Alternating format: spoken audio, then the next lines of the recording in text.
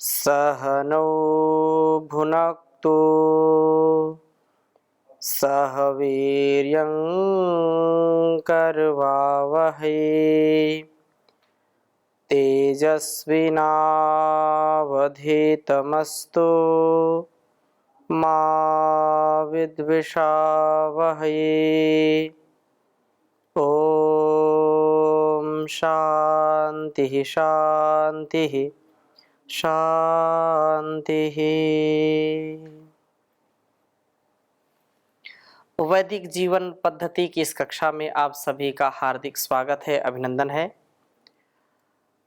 वेदों का स्वाध्याय हमारे जीवन में प्रकाश लाता है। हमारे संपूर्ण दुर्गुण, दुर्व्यसन, दुर्व्यवहारों को हम दूर करने में समर्थ हो जाते हैं। संसार का रचने वाला वह रचनाकार परमपिता परमेश्वर, जिसकी शक्ति से संपूर्ण चर अचर जड़ चेतन अपने अस्तित्व में रह पाते हैं, अपना जीवन, अपना कार्य संपन्न कर पाते हैं। ऐसे उस परमात्मा की कृपा से हम जितेंद्रिय बने, अपने मन को, अपने बुद्धि को निर्मलता से परिपूर्ण करें तथा हर प्रकार की शक्ति संपन्नता को प्राप्त करके यजनशील बने। यज्ञशील पुरुष ही, यज्ञशील जो मनुष्य है, उसी का जीवन धन्य है, क्योंकि संसार में कल्याणकारी कर्मों की सर्वत्र आवश्यकता होती है। जिसका जीवन स्वयं संतुलित है, अनुशासित है, व्यवस्थित है, वही दूसरों को ऐसी प्रेरणा दे सकता है। जो स्वयं इंद्रियों का दास है, जो स्वयं शक्तिहीनता से युक्त है, जो कृपण है, कंजूस है, जो लोभी है, लंपट है, लालची है, वो कैसे दूसरों को सदाचार, सद्व्यवहार, सद्विवेक की बातें बता सकता है, अथवा उसको कैसे उसका जीवन सुंदर बना सकता है, अर्थात कभी नहीं बना सकता है। वेद माता हमको सिखाती है, हमको बताती है, हमको अलग अलग मंत्रों के माध्यम से समझाती है कि जीवन का जो परम लक्ष्य है वह हमारे अर्थात व्यष्टि की उन्नति से समष्टि की उन्नति में ही निहित है। अतः एक एक पल हमारे लिए अत्यंत महनीय है, अत्यंत महत्वपूर्ण है। हम हर पल, हर क्षण दैवीय संपत्ति से युक्त होकर के, देवत्व के भावों से युक्त होकर के देने की दृष्टि हम रखें। और देगा कौन? जो जितेंद्रिय होगा, जिसके अंदर संयम है, जो जितेंद्रिय है, वही शक्ति संपन्नता से युक्त होता है। जो संयमित नहीं है, तो असंयम में रहने वाला व्यक्ति कभी भी शक्तिशाली नहीं होता है। शक्तिहीनता उसके अंदर आ जाती है। तो शक्तिमान बनना है, बुद्धिमान, बलवान, प्रज्ञावान, धनवान बनना है, तो अपने अंदर की इंद्रियों का हमको संयमन करना पड़ेगा। इंद्रियों को हमको विषयों से ठहराना पड़ेगा, रोकना पड़ेगा। जो कल्याणकारी पथ है, उस पथ से अपने जीवन को आगे बढ़ाना पड़ेगा। हम ऋग्वेद के प्रथम मंडल के 165वें सूक्त का स्वाध्याय कर रहे हैं और 165वें सूक्त में 11वां मंत्र बहुत ही सुंदर मंत्र है। आपके समक्ष इसको मैं रखता हूं। ओम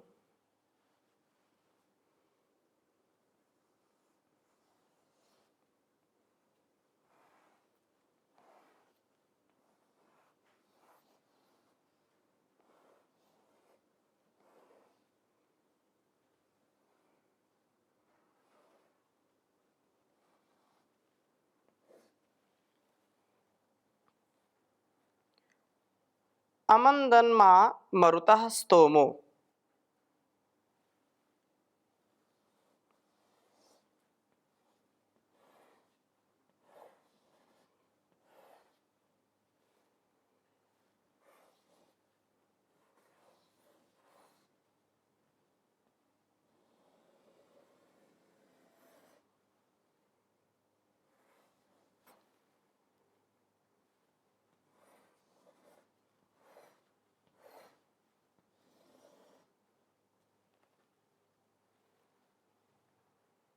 मरुतः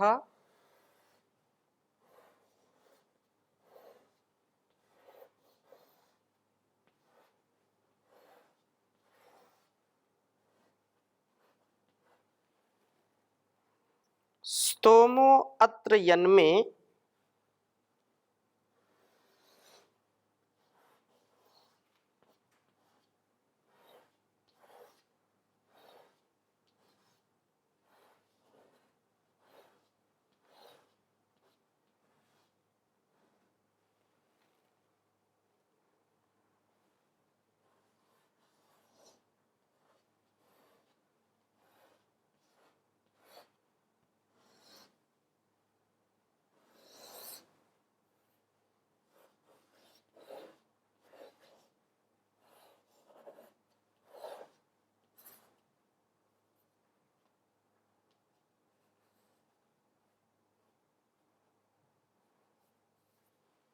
स्तोमो अत्र यन्मे नरः।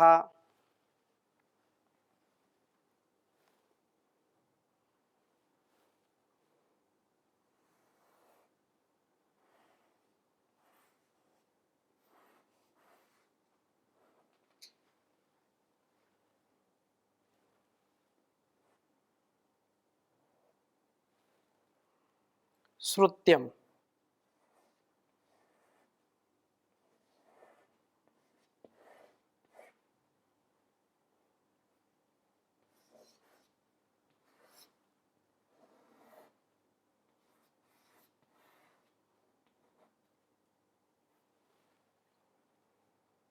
ब्रह्मचक्र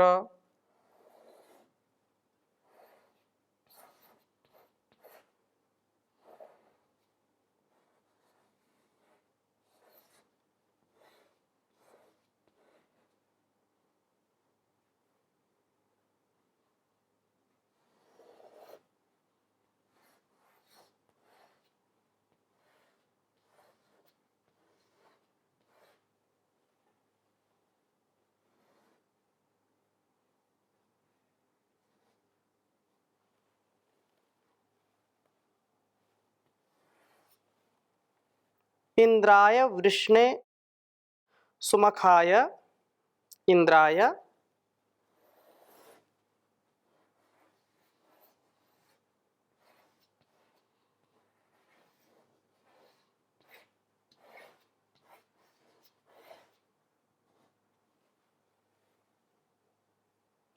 वृष्णे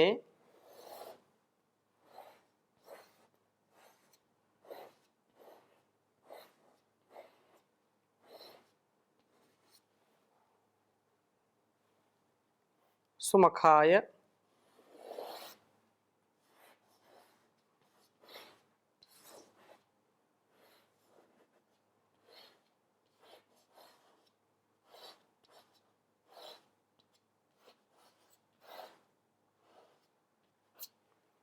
सुमखाय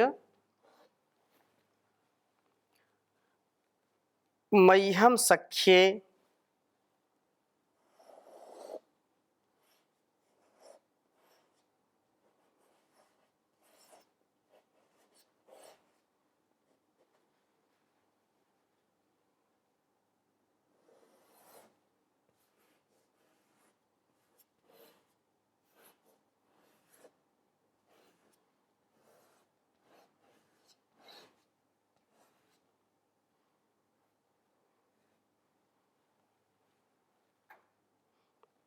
सखायस्तन्वे तनूभिः।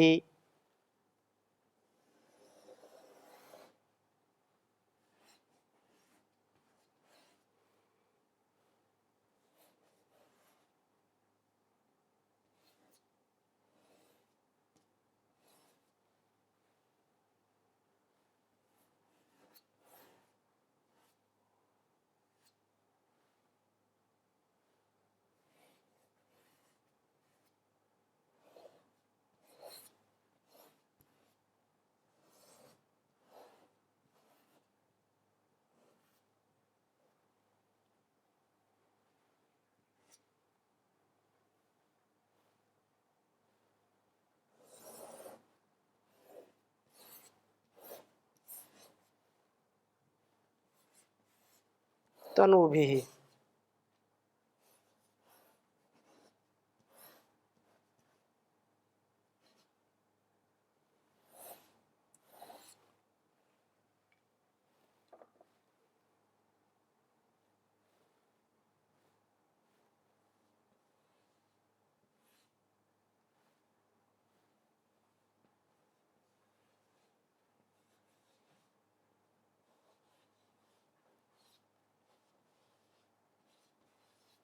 एक 165 11 नंबर मंत्र है।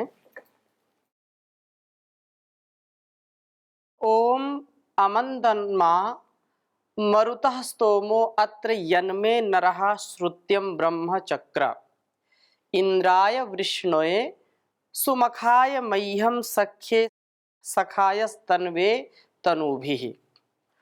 ओम अमंदन्मा मरुतः स्तोमो अत्र यन्मे नरः श्रुत्यं ब्रह्मचक्र इंद्राय वृष्णे सुमखाय मह्यं सख्ये सखायस्तन्वे तनुभिः। ओम अमंदन्मा मरुतः स्तोमो अत्र यन्मे नरः श्रुत्यं ब्रह्मचक्र इंद्राय वृष्णे सुमखाय मह्यं सख्ये सखायस्तन्वे तनुभिः। वेद मंत्र का अभिप्राय बहुत ही सुंदर है। हे मरुतः अर्थात हे प्राण साधकों,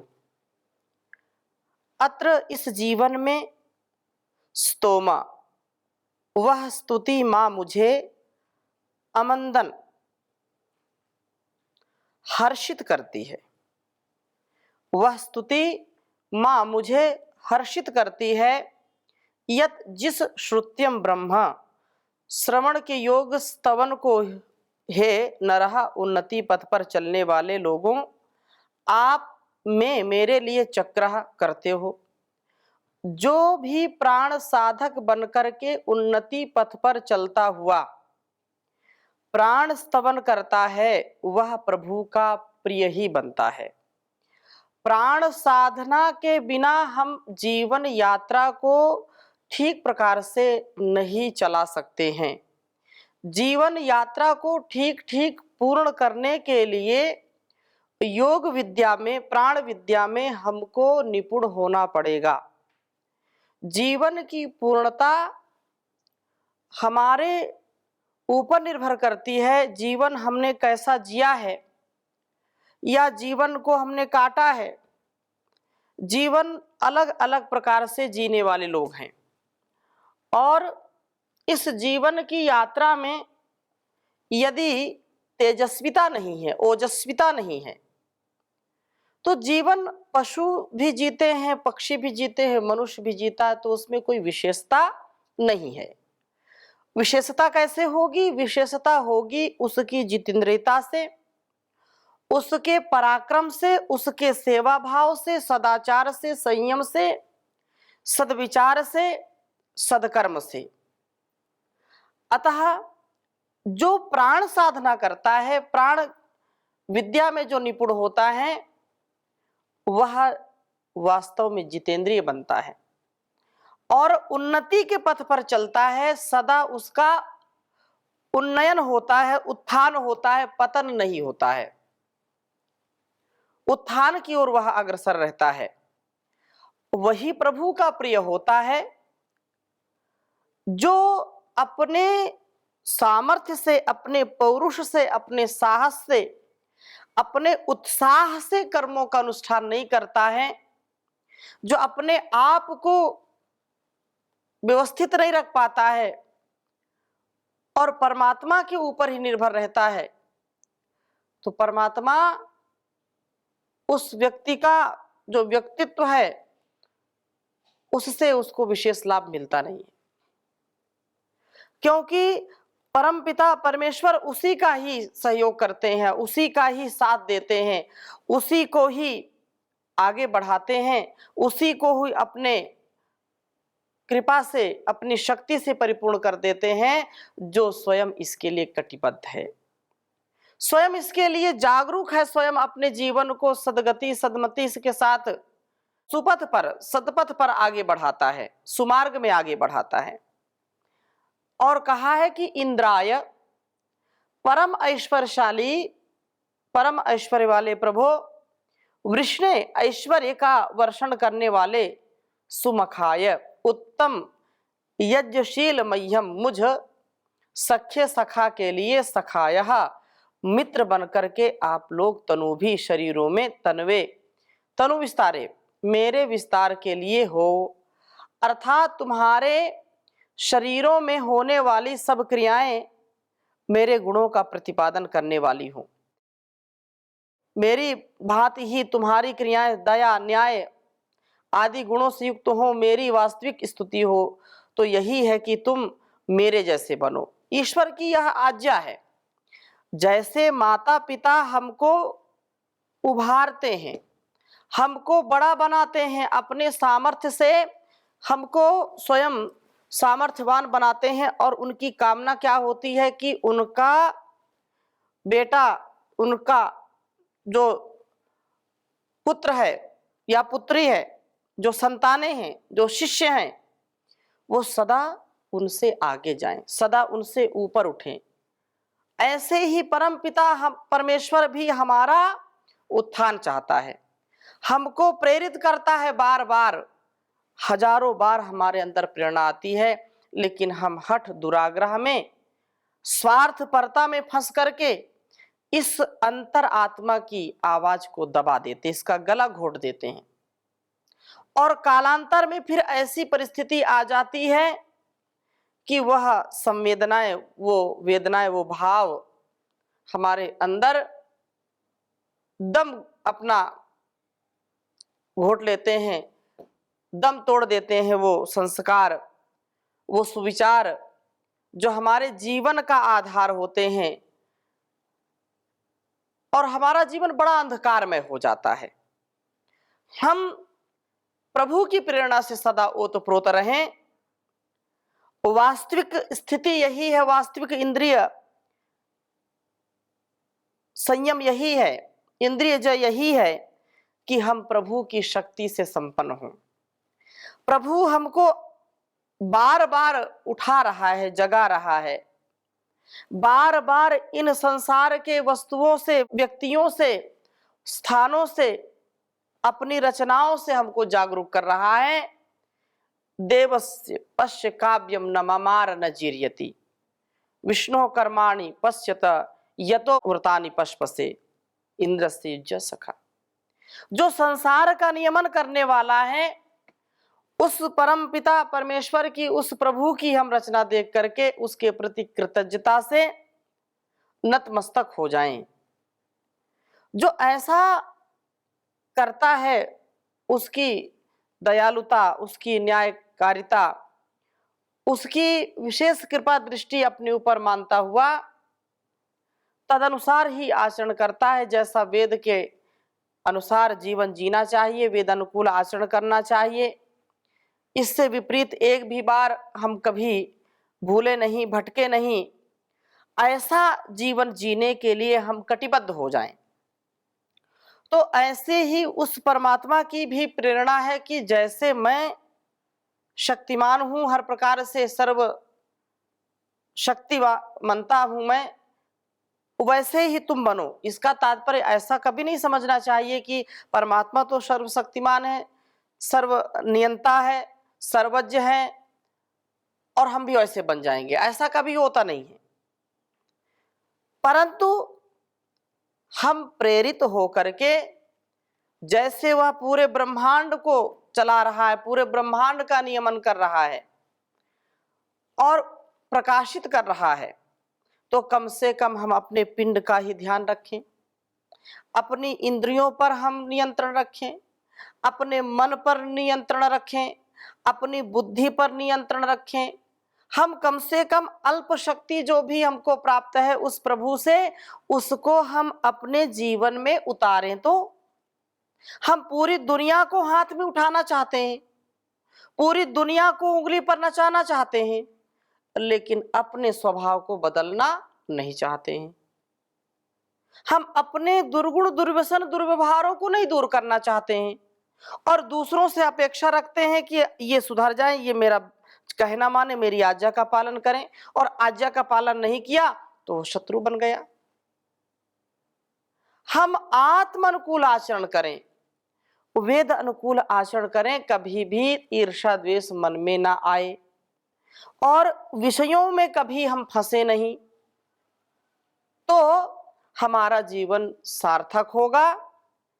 हम अपने सनातन सखा प्रभु के समान ही इंद्र वृषण सुमख बन करके प्रभु का सच्चा स्तवन करें। यही सच्चा प्रभु स्तवन है कि हम जितेंद्रिय शक्ति संपन्न व यज्ञशील बने। जितेंद्रिय, क्योंकि जितेंद्रियता नहीं है तो व्यक्ति का स्वयं का जीवन भी बहुत ही दुखमय हो जाता है, दुखित होकर के वह जीता है और उसको भी दूसरे से प्रेरणा जो मिलनी होती है वो प्रेरणा भी नहीं ले पाता है। यदि व्यक्ति के अंदर उत्साह है, जितेंद्रियता है, उसमें कुछ दमखम है, तो कभी बेदम नहीं होता है। योग के बल से, अध्यात्म के बल से हम अपने जीवन को संपूर्ण आरोग्यता दे सकते हैं, मन से भी, तन से भी और वतन से भी। हम सुख ले सकते हैं, सुख दे सकते हैं, आनंद में रह सकते हैं, आनंदमय कर सकते हैं। यही तो जीवन श्रेष्ठ जीवन कहलाता है। इंद्रियों पर पूर्ण नियंत्रण रखें, क्योंकि ये इंद्रियां ही हमारी शत्रु हैं और इंद्रियां ही हमारी मित्र हैं। सबसे बड़ी शत्रु हैं ये। के शत्रुवः सन्ति निज इंद्रियाणि तान्यो मित्राणि जितानि यानि। ये सबसे बड़ा शत्रु यदि संसार में तुम्हारा है तो कौन है? तुम्हारी इंद्रियां हैं। आंखों से देखने का जो कार्य करते हैं, पता नहीं किस रूप को देख करके भटक जाए। कान सुनने का काम करते हैं, पता नहीं कौन सा शब्द सुने और मन अस्थिर हो जाए। ये रसना है, पता नहीं क्या चखे क्या बोले जिससे हम भटक जाएं। नासिका, त्वचा, ऐसे हम अपने एक एक विषय में एक एक जो भोग सामने आकर के हमारे अंदर रोग पैदा करता है, उस रोग को, उस दोष को मिटाने का काम कैसे करेंगे? योग साधना के द्वारा करेंगे तो निसंदेह प्रभु का सच्चा स्तवन ही हमारे को जितेंद्रिय बनाएगा, हमारे अंदर शक्ति संपन्नता का आधान करेगा और हम सर्वत्र कल्याण से युक्त होंगे, कल्याणकारी कर्मों का सदा सेवन करते रहेंगे। तो इन्हीं शुभकामनाओं के साथ आज की कक्षा को यहीं पर विराम देते हैं। शेष चर्चा अगली कक्षा में करेंगे। ओम शांति शांति शांति।